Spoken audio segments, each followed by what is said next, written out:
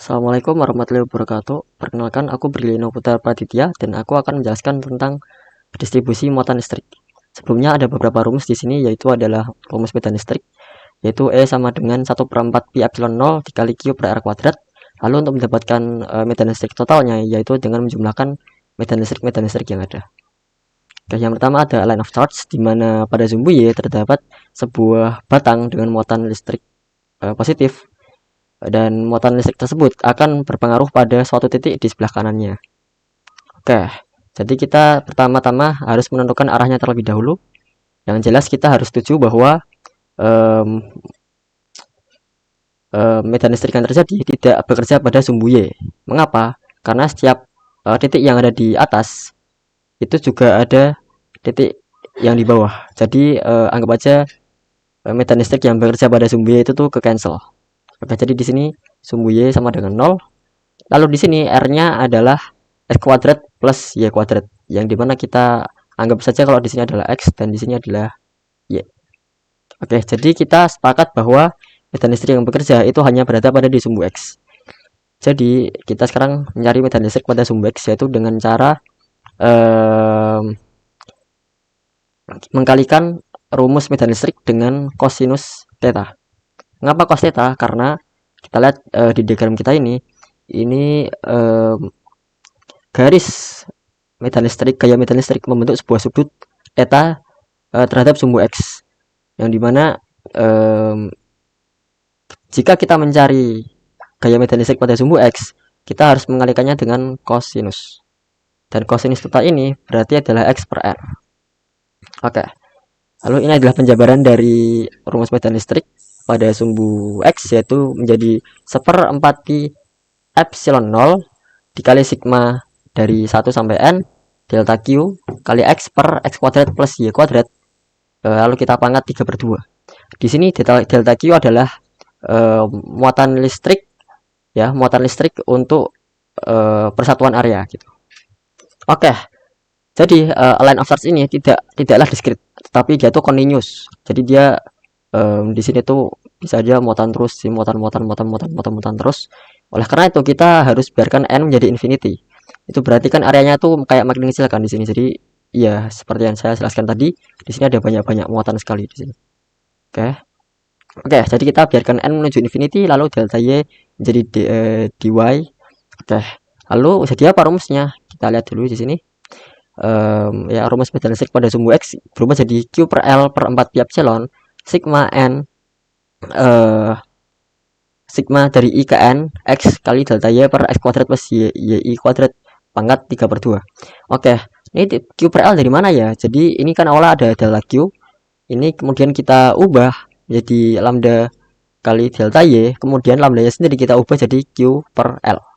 Itulah kenapa kita dapat ini ya. Oke, lalu karena ini konteksnya N menjadi infinity, kita perlu melakukan integral ya. Karena ini kontinu juga, kita harus melakukan integral dari min L per 2 ke L per 2. Jadi ini rumus yang paling baru. Oke, lalu setelah kita jabarkan integral tersebut, rumus yang didapat adalah ini.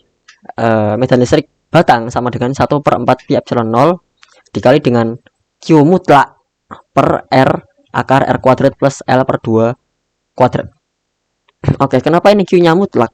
Karena untuk mencari nilai medan listrik itu biasanya selalu positif. Field strength must be positive. Jadi itu selalu positif ya. Ya, itu adalah untuk line of charge. Selanjutnya, ada lagi variasi dari line of charge, yaitu apabila ini batangnya tuh infinity gitu ya. Ya, jadi berarti kan kalau batang infinity kita set L menuju infinite.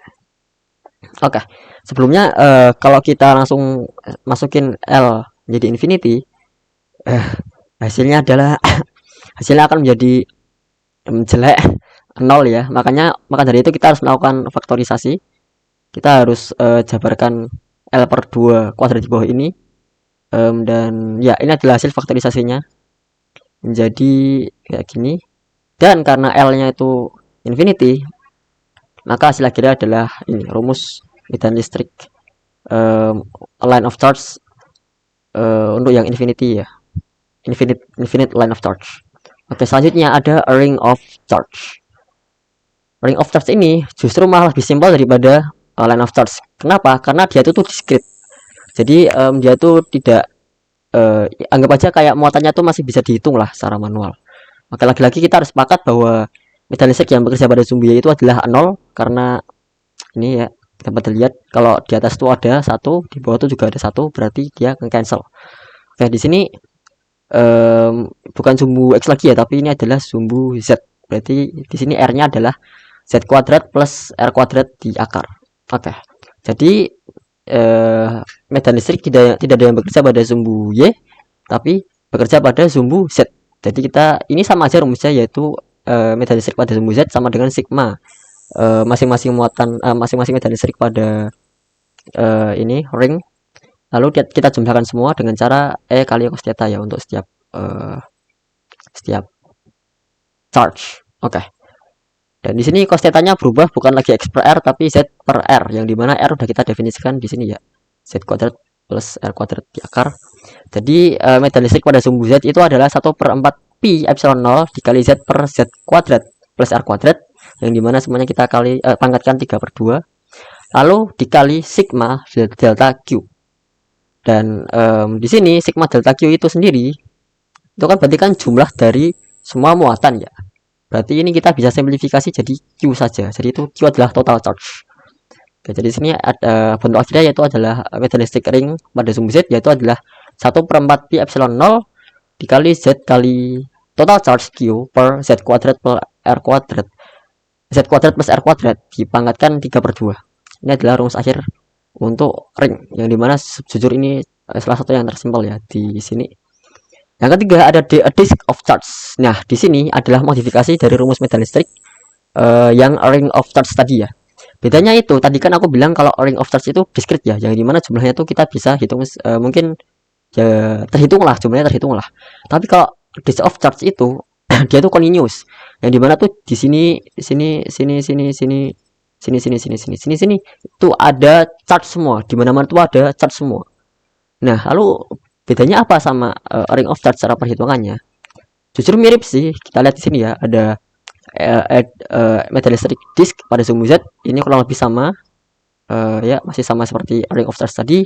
Kemudian di sini juga kurang lebih sama, yang dimana rumus ring of charge tadi adalah ini, ya kan? Sedangkan ini masih sama juga, masih Z per 4 pi epsilon 0 sigma 1 sampai N delta Q per Z kuadrat plus R kuadrat pangkat 3/2. Oke, lalu di sini kita mengubah dulu nih, kita menukar dulu delta Q dengan eta dan delta A. Oke, lagi-lagi delta Q itu adalah jumlah muatan, jumlah charge per area ya. Oke, lalu di sini delta A adalah area per, anggap aja itu kotak ya. Jadi itu di sini itu ada kayak kotak-kotak kecil gitulah ya. Ini tuh jadi itu setiap charge itu tuh berada pada kotak-kotak kecil. Jadi itu adalah delta A yang dimaksud di sini. Oke. Lalu delta A sendiri itu adalah 2pi kali RI kali delta R, yang dimana ya 2pi RI itu kan rumus luas lingkaran ya. Lalu delta R ini tuh berarti kayak ketebalannya gitu. Jadi yaitu luas dari luas per area lah, anggap aja luas gitu. Ini luas per area. Oke, lalu kita berarti tinggal tukar delta Q nya dengan eta kali delta A, lalu delta A kita tukar dengan 2pi RI kali delta R. Oke, jadi ini kita dari sini kita pindah ke sini. Oke, tadi kita ubah delta Q jadi eta delta A, lalu delta A menjadi 2pi RI kali delta R, yang dimana jadi seperti ini. Lalu kita harus ingat ini adalah continuous ya, dimana ada banyak muatan di mana-mana di sini ya. Oke, ada banyak muatan di situ. Jadi kita harus set N menjadi infinity, dan akhirnya menjadi seperti ini. Medan listrik disk pada sumbu Z menjadi eta Z per 2 epsilon 0 dikalikan integral dari 0 ke R, yang diintegral adalah R per Z kuadrat plus R I kuadrat pangkat 3/2 dengan respect to R. Oke.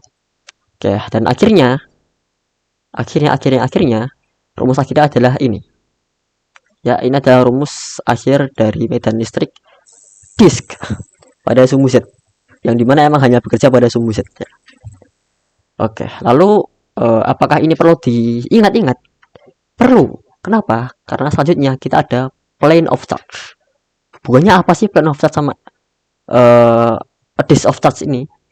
Kalau disk of charge ini tadi tuh hanya sekedar disk ya, kayak disk cuma ya segini doang. Disknya ya ukurannya segini doang. Kalau plane of charge itu tuh anggap aja kayak perluasan dari sebuah disk, di mana plane of charge itu seperti disk yang memiliki radius yang tak terhingga. Oleh karena itu kita di sini set radius menjadi infinity, sehingga kita ambil lagi rumus disk tadi, rumus medan listrik disk tadi, tapi kita set R-nya menjadi infinity. Nah, lalu apa yang terjadi nih di sini? Oke, ini medan listrik plane eta per 2 epsilon 0 kali 1 min Z per infinity. Dan kita tahu kalau apapun itu dibagi infinity hasilnya adalah 0. Jadi itu nanti menjadi eta per 2 kali epsilon 0 dikali 1 min 0, yang dimana ini jadi 1 dan hasil akhirnya adalah ini. Oke, yang dimana medan listrik plane itu adalah absolut dari eta per 2 epsilon 0, yang dimana kalau charge itu positif maka dia itu menjauh dari plane, sedangkan kalau charge negatif dia tuh pergi ke plane. Ini juga bekerja pada line of charge tadi ya. Tidak aku jelaskan kalau misalnya kalau charge itu positif dia itu tuh menjauhi line-nya, tapi kalau charge negatif dia itu mendekati line-nya. Oke. Dan terakhir itu ada apa? Yang terakhir itu ada a sphere of charge. Dan di sini saya ambil yang hollow. Kenapa yang hollow? Oke, sebelumnya itu tidak ada keterangan dari tugas untuk mengambil yang hollow atau yang solid. Jadi saya ambil yang hollow saja di sini. Salah satu alasannya adalah karena hollow itu lebih simple. Yang dimana karena dia hollow, berarti kan itu kayak anggap aja kayak bola yang dalamnya itu bolong gitu kan. Berarti medan listrik di dalamnya itu nilainya adalah 0. Karena dia hollow ya, di dalamnya itu kosong, anggap aja kosong. Tetapi kalau kita lihat dari luar itu tuh berarti sama aja. Satu bola hollow itu tuh anggap aja seperti kayak sebuah satu muatan yang biasa. Oleh karena itu, rumusnya sendiri itu seperti muatan biasa, yaitu medan listrik sphere sama dengan total charge dibagi 4 pi epsilon 0 kali R kuadrat, yang dimana itu sama aja seperti rumus ya medan listrik pada umumnya. Oke, jadi ini berlaku untuk medan listrik di luar hollow sphere charge-nya. Lalu di dalamnya itu medan listrik sphere-nya itu adalah 0 karena dia hollow. Oke, jadi itu tadi adalah penjelasan tentang distribusi muatan listrik. Ya, kalau ada kesalahan saya mohon maaf dan terima kasih. Wassalamualaikum warahmatullahi wabarakatuh.